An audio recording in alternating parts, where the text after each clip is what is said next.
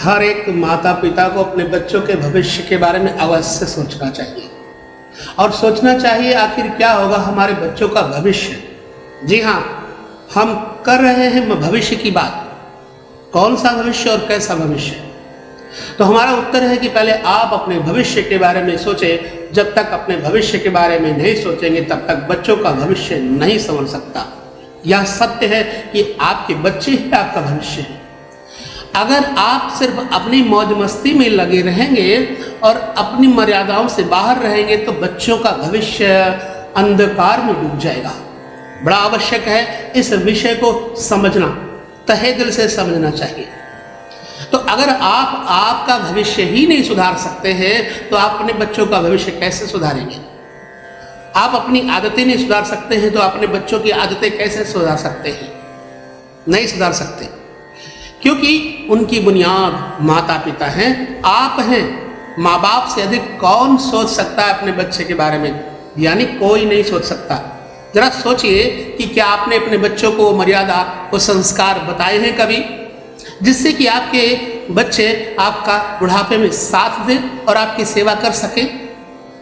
मुझे लगता है बहुत कम लोगों ने सिखाए होंगे वो गुण।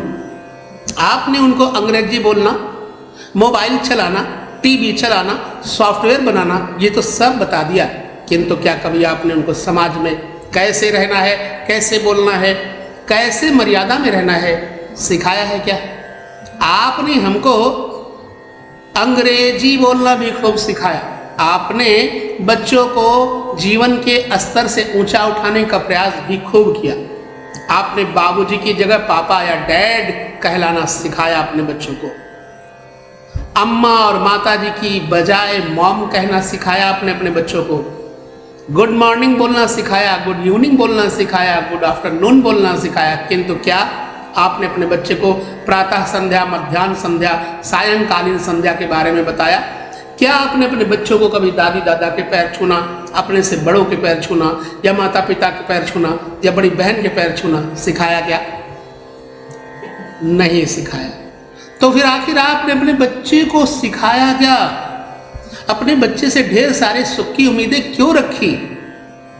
बाबा, जो बच्चा बचपन में अपने माता पिता को छोड़कर दूर रहकर पढ़ाई शुरू कर चुका है, हॉस्टल में रहकर खाना खा रहा है, खाना खाना सीख रहा है, तो क्या माँ बाप के पवित्र हाथों का बना हुआ भोजन और संस्कार मिला?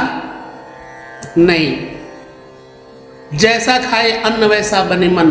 बच्चों के अंदर जो संस्कार हैं वो हॉस्टल के भोजन के संस्कार हैं, उनमें अंग्रेजी के संस्कार हैं, हाय और बाय के संस्कार हैं, इसलिए हरि बोल के संस्कार उनके अंदर नहीं है। अब बच्चों के पास फुर्सत नहीं होगी क्योंकि आपके पास फुर्सत नहीं है अपने बच्चों को कुछ सिखाने के लिए। तो आखिर बच्चे आपको क्या समझेंगे, माँ बाप को क्या समझेंगे? मत करिएगा उम्मीद, मत करिएगा उनसे किसी प्रकार की आशा कि बुढ़ापे में हमारा साथ देंगे। निकाल नहीं पाएंगे फुर्सत आपके लिए, वो बिजी हो जाएंगे बिल्कुल आपकी तरह। जैसे आप इनके लिए बिजी रहते हैं वैसे आपके लिए ये बच्चे भी बिजी हो जाएंगे। उनकी अपनी पत्नी होगी, उनकी अपनी नौकरी होगी, उनका अपना एक दायरा होगा, उनके लिए समाज कोई मायने नहीं रखता, उनके लिए एक अंग्रेजी समाज होगा, है ना? अंग्रेजी सभ्यता होगी, हाय और बाय ही होगा।